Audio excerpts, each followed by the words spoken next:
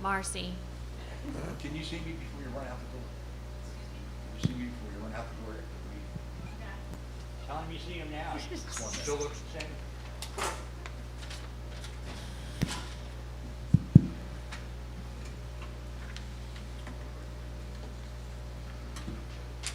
Do you need a pen?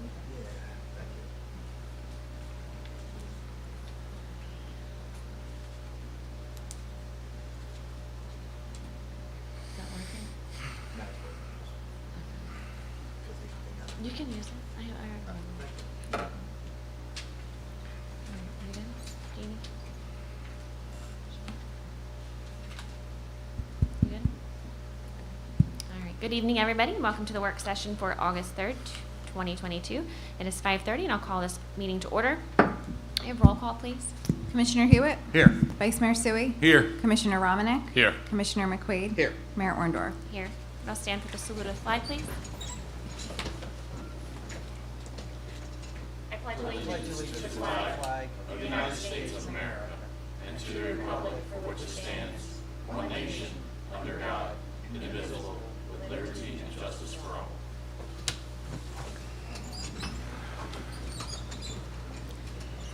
This meeting is being conducted in accordance to the Open Public Meeting Act of 1975, was advertised, posted, and made available to the public as required by statute. The municipal clerk is directed to include a statement in the minutes of this meeting. Excuse me. Yeah. Clerk, are there any changes to the agenda? No, Mayor. Thank you. And we'll go to public comment on agenda items only for the work session. If anybody has any comments, please come to the podium. Seeing nobody, we'll close the public comment on the. We'll go to discussions of the commissioners. Commissioner Romanek. Yes, thank you, Mayor. Good evening, all. I'd like to take this time right now, and we're going to discuss of the Hankins Pond situation at Corson Park. So I'd like to take this time right now to discuss the current situation of Hankins Pond at Corson Park. As many of you have seen, the pond is severely low on water, and that is due to a couple of factors. First thing is the weather, and probably the biggest thing.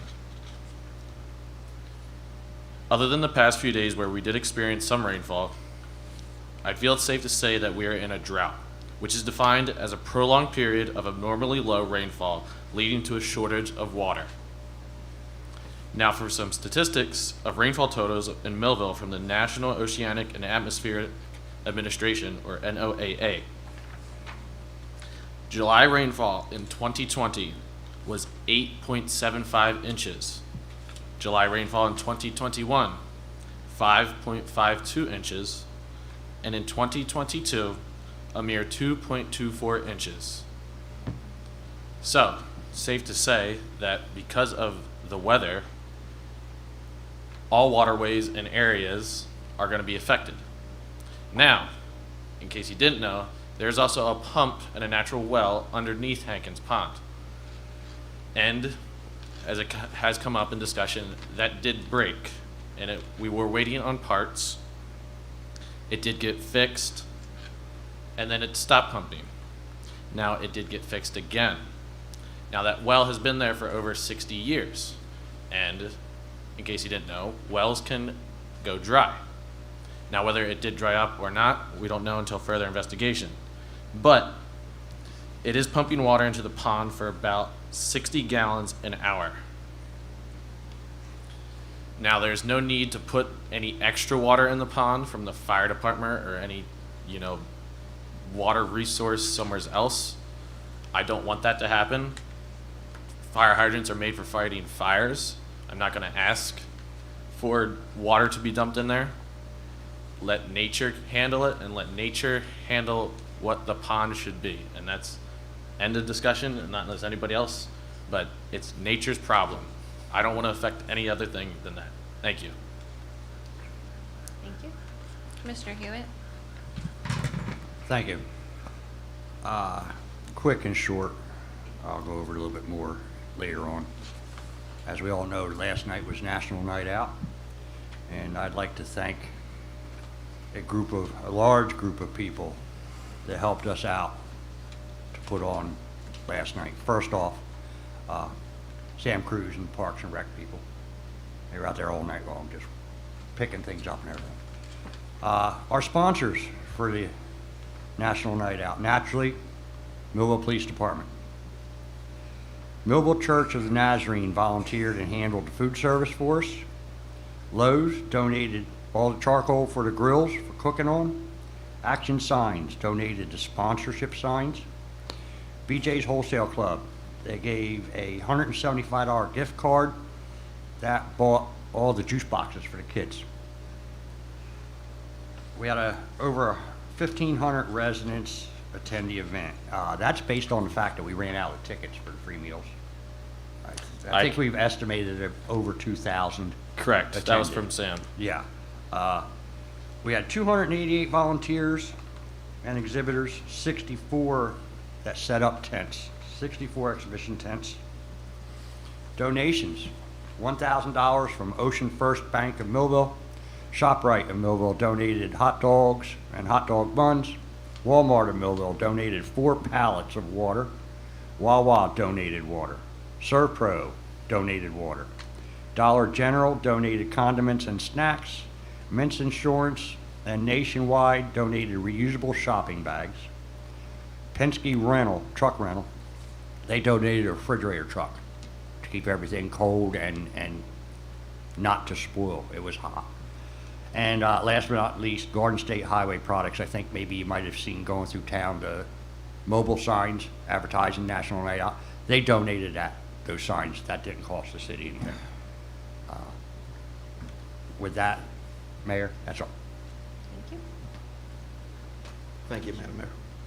I'd like to thank everyone for coming out tonight, and National Night Out was a great success as far as I'm concerned. It's been a part of Millville for quite some time, longer than maybe you may not know. It started not just 2019, but it was out, actually started as Community Day. Mary Messick started Community Day with Chief Farabella, I don't know, 5-6 years ago, and it was a great success then, and it is now. And I enjoyed my time in the dunking booth for over 2 hours. But I mean, Miss Messick could give. Mayor, would you give a little history of that your National Night Out when it began? I wouldn't have put you in the spotlight tonight. It actually started before she even did National Night Out. Thank you, Commissioner McQuaid. Originally, National Night Out started way back in 1989. It started out with Crime Watch or Neighborhood Watch. Then they escalated it into making it one night, always the first Tuesday within the month of August, and that sufficed for a long time.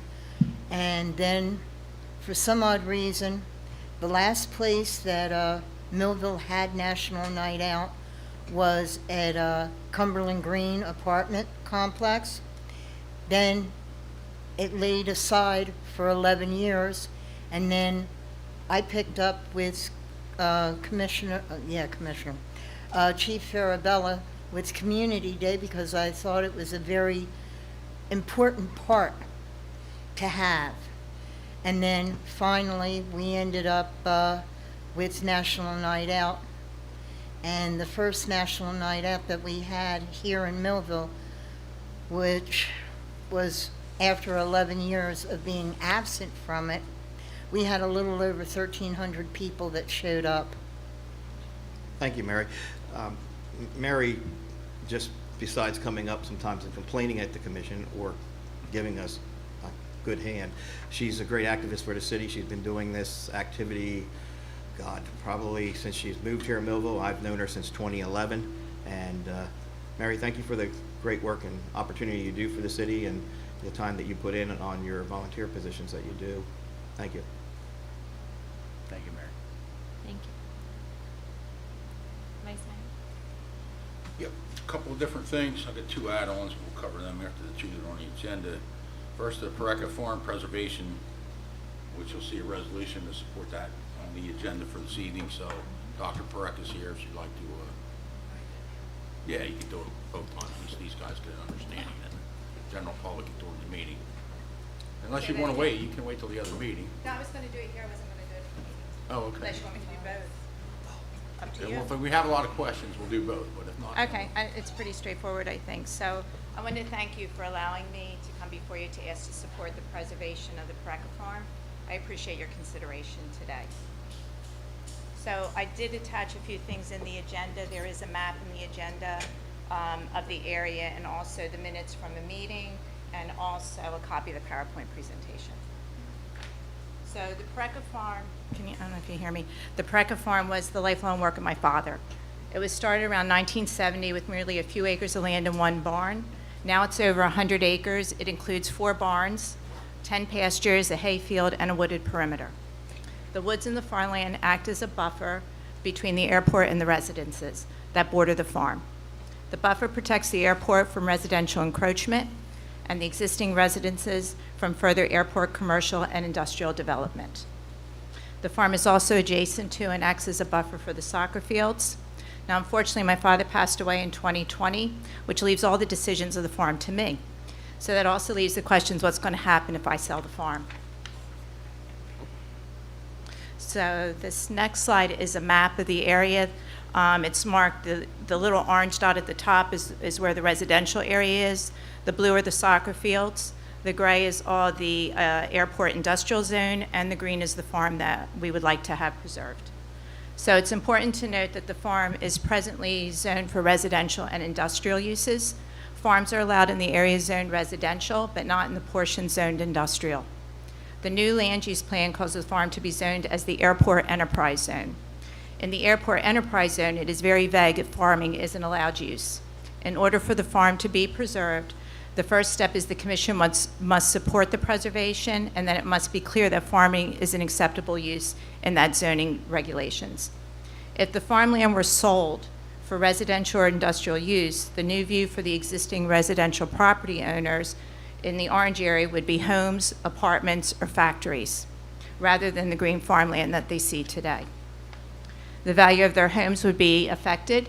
There would be an increase in traffic and noise. The effect on the city, there would be need for increased services, namely police, fire, water, sewer, and schools. Again, presently, the farmland and the woods act as a buffer between the nearby residential properties and the airport industrial zone. If the farm were no longer a farm, that gray area that's up there would go into the whole green area, so it would be right against the residential properties, and it would also surround the soccer field. So what are the uses for this area? There's 3 choices. One would be a residential development. I've already been approached and received an unsolicited offer by a housing developer. The project was for homes and townhouses for close to 200 families. However, I couldn't see destroying the farm, and all the years of work that have made it what it is today would just be gone, not to mention the effect it would have on the neighbors in the city. The farm runs the length of Pareca Drive. The homes located on the farm side of the street have enjoyed having the farm in their backyard, and with that have enjoyed the quiet that it provides and the wildlife such as the birds, the deer, and the foxes that live there. The second choice would be industrial development. Again, I could not see destroying the farm and all the years of work that have made it what it is today just gone, replaced with some type of industrial building. This would have a negative effect on my neighbors whose backyard view would change from farmland to a factory or a warehouse. Potentially, there would be no buffer between the existing residences and the new industry.